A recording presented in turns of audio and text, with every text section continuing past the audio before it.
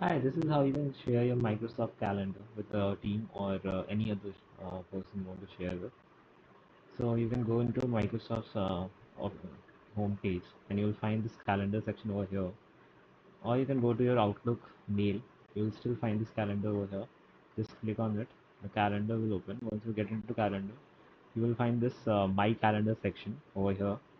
And under this section, you will find this calendar uh, with the name calendar as well. So this is your primary calendar. What you have to do is you have to go over here with three dots. You go into the sharing and permission section. You'll find this box. Here you can type the email or the contact name of the person you want to share your calendar with. So let's go with this email ID, and it will give you all the option, whatever you want to share. So share when I am busy, or like share the location of the tile, anything, anything. And just click on this share. They will get a email out of it, and they have to accept your shared calendar.